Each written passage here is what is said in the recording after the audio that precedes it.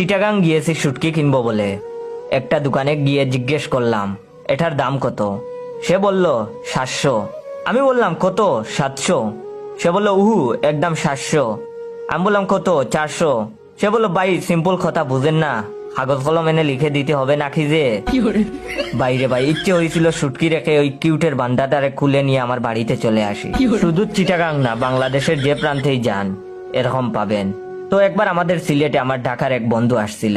তো আমার এক বান্ধবী ওরে বলল আপনারে আমি বালা পাই, অন্য কেউর লগে মারতাম পারি না। তখন আমার বন্ধু আমারে বলল বুঝলাম না রে বন্ধু, প্রথম পরিচয়ে মাথামাতির কি আছে? দিনাজপুরের লোক অপরিচিতদের তুই করে বলে, কিন্তু বাক্যের শেষে যেতে আপনিতে ফিরে আসে। যেমন কিরে তুই আমার বাড়িতে আইসলেন না? ময়মনসিংহের মানুষ তো কথায় কথায় ইংলিশ বলে, বাড়িতে গ্যাস লাইন।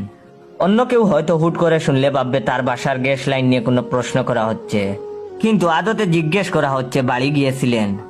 একবার ইঞ্জেকশন ভয় পায় এমন এক কিশোরগঞ্জের একজনকে জোরপূর্বক ডাক্তারের কাছে নিয়ে যাওয়া হলো। ডাক্তার তখন তাকে বললেন আপনার সমস্যা কি? তখন রুগী বলল মাথা বেদনা। এই ভাই বালা হইয়া যায়াম, ইঞ্জেকশন লাগতো না। তখন ডাক্তার বললেন আর কোনো সমস্যা? তখন রুগী বলল শৈল্য জ্বর, বড়ি খাইলেই বালা হইয়া যায়াম, ইঞ্জেকশন লাগতো না। তখন ডাক্তার বললেন বাথরুম ঠিক মতো হয়?